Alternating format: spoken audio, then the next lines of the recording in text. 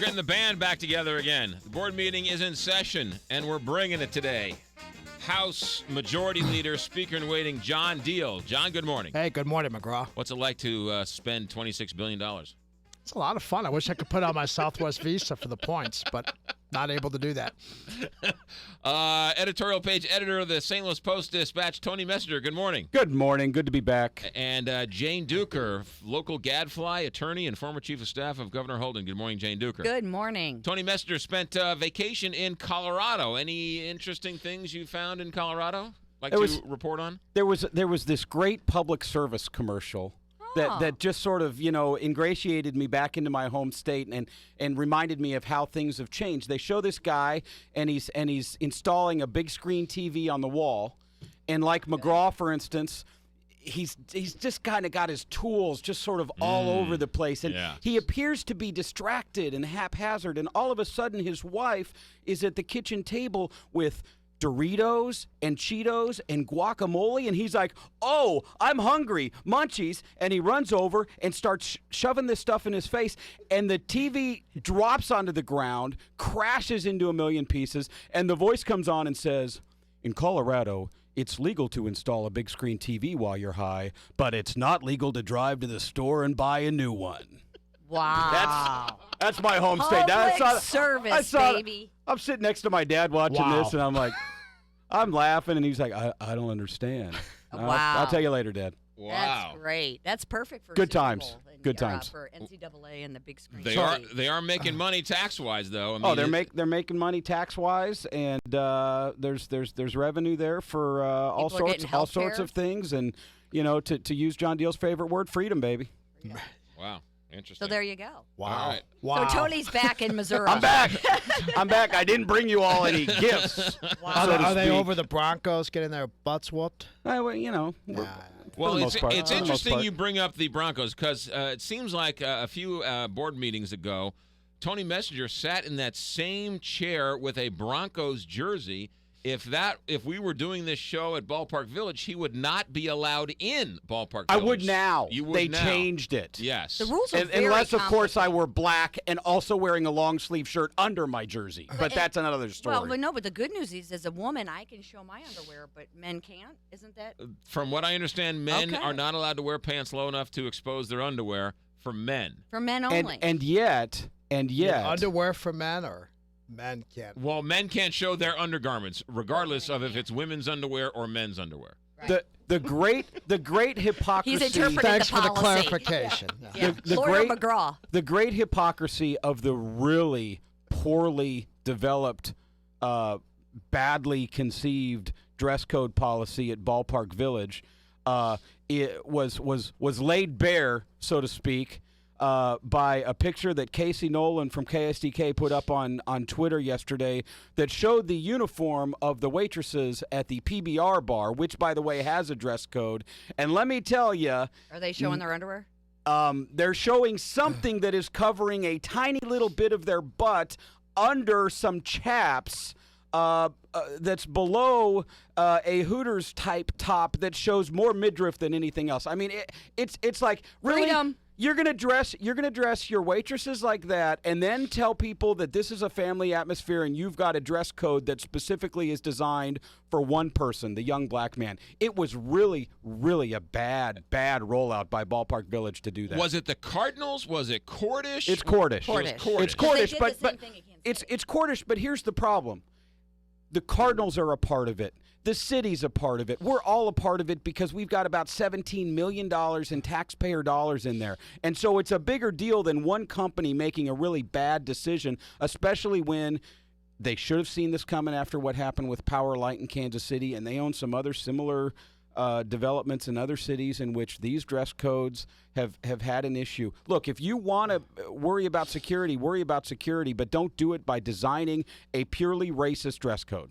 Jane. I would have thought that they would have learned their lesson from Kansas City, and because this was a big deal, and there's a lawsuit, and it's kind of a nightmare, and but I am glad that the Cardinals came in and sort of said, okay, let's calm down. It would have been nice if it had been earlier, but I trust that the Cardinals know their fans, and are going to make sure that that it's taken care of. But it's a little bit of a blip. I hope it works out. John Deal?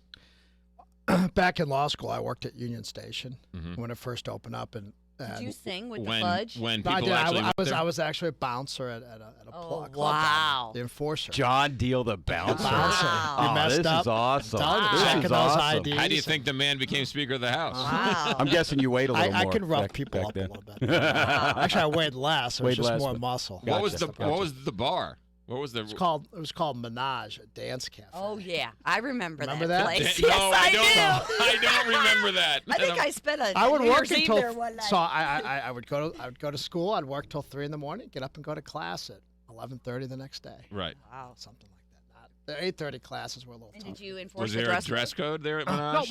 I'm just talking about Union Station in general. When it first opened up, it was very popular. Right. A lot of families, and over the course of a couple of years, you could see, different elements coming in that that didn't spend money, that chased away a lot of pay. That's a challenge that you always have in downtown venues. Right. Are people and elements that come there that don't spend money. And I think what Cordish was trying to do, whether it was rolled out the right way or it could have been done more artfully, is They to did it try wrong. to right. They did it wrong. Is try to make sure that it remains a venue that families and people that spend money want to come to and not get chased out by just roving gangs. It of brings up a folks that bigger come it through. brings up a bigger issue, and that is this: 81 home games, Ballpark Village is going to be packed. Yep. Okay. Whether it's going to take away from Mike Shannon's outfield or patios or Broadway Oyster Bar or Kilroy's or whatever else, it's going to do fine.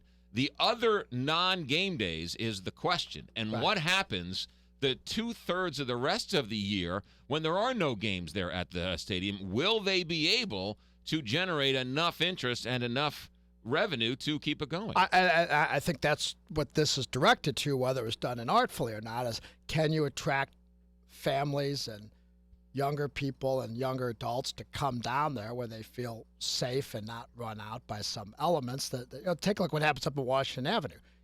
People are chased and you get flash mobs that come walking through and walking on people's cars. Well, Right. people aren't going to That go doesn't down there. happen all that often at Washington Avenue. Well, But it happens that's- enough where that's an people don't exaggeration. go. But Washington Avenue has their own entertainment world. Right. The Landing has their own little entertainment world. Soulard has their own little And entertainment they're world. trying to create this entertainment. And so is there enough demand for a Ballpark Village like No, this? we're gonna Well, I find mean, out. this is not a fly-by-night company. They've done No. this in other cities, so I would imagine they have probably done their research pretty good. And hopefully, you have the Rams, you have the Blues. Hopefully, when we have other events, people after a Blues game going to go down to Ballpark Village? maybe why not? I mean, Oh, I if you're looking for a different sort of feel than, like you say, Washington Avenue or the Landing, if you're looking for a different feel, then yeah, I mean, I'd go down there for March Madness to watch the enormous TV. I mean, I could see where they would, they can generate. 55 other restaurants on the way downtown to. Well, for that huge TV, yeah. yeah. And also, I and would. don't forget about the contract for all the concerts. The that are gonna concerts, be right. down Right during there, the and- summer, Sure. right? And Sure. soccer games at Busch Stadium starting to host. So I think there are going to be a lot more venues down there than you might think once the Arch Ground opens. Is up. this going to hurt somewhere else? Is this going to hurt Shannon's? Is it going to hurt the Landing? Is it going to hurt Washington Avenue, Tony? I think there are some places. Anytime new businesses come in, there's a chance that it'll hurt something. But there's also this. If you pay attention to coffee shops, for instance, coffee shops tend to locate together. There is a philosophy in business that sometimes when you create more demand, even though it's competitive demand within a particular area, that you raise the entire the entire ocean. That more people will now know, oh, I can go to Ballpark Village, and then they find out about J-Bucks, and they find out about the incredible number of craft breweries and stuff that are going on downtown that maybe they didn't know about. So I think it's more likely to help other businesses than it is to hurt. The other thing that's going to happen with Ballpark Village, that one of the stories in the Post-Dispatch had a statistic that I wasn't aware of that indicated that at most, on average, at every Cardinals home game, about 40% of the Cardinals fans are from out of town, or from northern Missouri or southern Missouri or Iowa or Illinois or wherever, and these are people that come in for the weekend and they're ready to spend some money and they're ready to stay. Those folks are going to flock to Ballpark Village. I think more of the locals that tend to go to the Cardinals games are still going to go to their favorite brew pub or Soulard Place or something like that. And I tend to think the local places are mostly going to do fine. That's Tony Messenger, John Deal, Jane Duker, where the board meeting is in session. Back in a moment. Big 550 KTRS.